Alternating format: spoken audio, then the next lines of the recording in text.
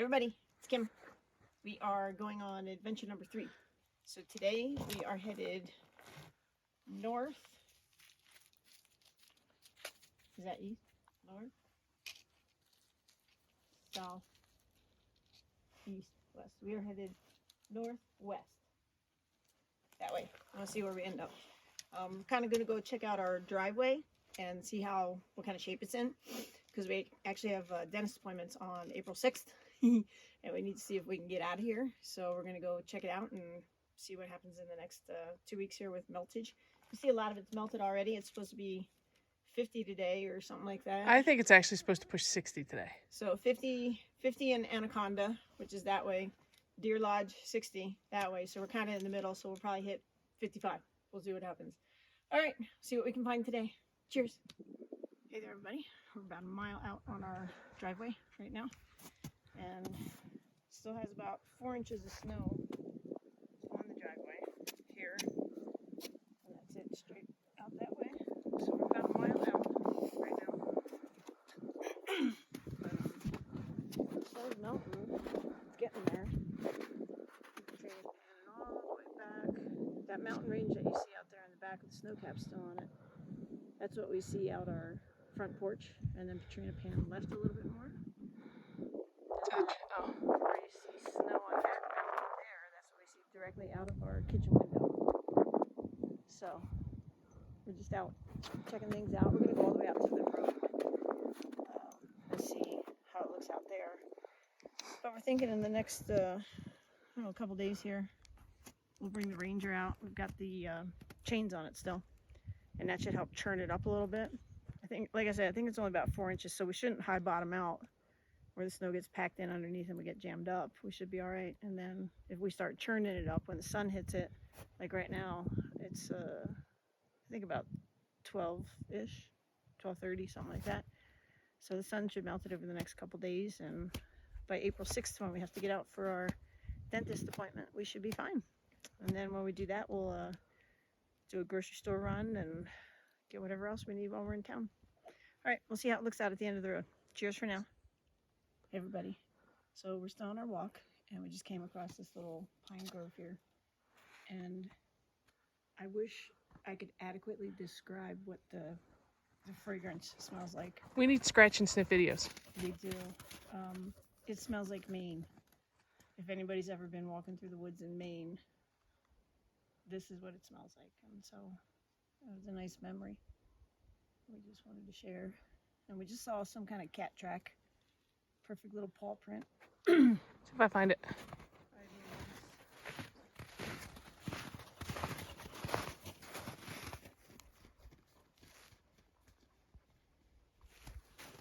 So, if we can ever create smell-o-vision, this is what we'll send you.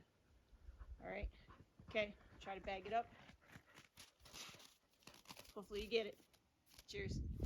Everybody. So if you look out here, there's a track going out, a track coming back, a track going out, a track coming back. That's Pinto Bean. And we've only gone out. We're not on our way back yet. No, but she puts on twice as many miles as we do every time we go out hiking because she's out and back, out and back. Say hi, Pinto Bean. Remembers our dog, Lexi. She did the same thing. That dog would do double the amount of miles that we did because she did the same thing. She'd forage out, I don't know, what was that, 40 yards or something. She'd come back, check in, forage out, come back. So, Pinto's crazy. And she's like 10 and a half almost. Yeah. And we just stopped for a water drink, and she drank her water and stuff. So, we're staying hydrated because the air is so dry up here. But we just wanted to show you, like, she's just crazy. She is. Beanie. How do you get home? All right, we'll finish out our walk here. Take care. Cheers. Alrighty, we made it up out of our lane. We're up to Boulder Road now. And it's, nobody's been up here. Nobody. So this is ice packed and snow, both directions. The issue is not much sun is going to get in some of these spots. We're going to walk a little bit further down to, there's a couple cattle guards on our road because of free grazing in the summertime. The cows are up here and then they put the cattle guards on so they don't go back down the road. So What's a cattle guard? Oh, a cattle guard is it's in the ground in the road, and they're a series of probably 8 to 10 poles, heavy duty poles, because cars drive over them. But they're slotted just far enough that the cows don't go through them, because their foot would go through. So it keeps the cows from walking on the road and getting down the mountain. They're basically up here in high range country for the summer, from like May 15th to October 15th is when the Forest Service roads are open. And then they're turned out, they pull them out here right before hunting season, October 15th-ish. We saw the cowboys actually in the fall up here with the trailers, and they were on horseback, and they were in wrangling them up and taking them down for the winter. And then they feed them down on the ranches for the winter, and they birth them, and then they turn them back up in the spring. So we're gonna walk down to a cattle garden and check it out, and maybe, I doubt if it'll be clear. It might be because it's pipes and it may melt, but if it's there, we'll show you what it looks like. All right, take care. See you in a sec. So we're almost to the cattle guards. Just kind of wanted to share the sign we see on the way into our cabin. Don't worry though, we have not seen any bears. So it's safe, Mom, no bears. All right, so for those of you that don't know what a cattle guard is, stay there, stay. This is a cattle guard. So I was pretty correct. There are about 10 rungs on here, and they are about 4 inches apart.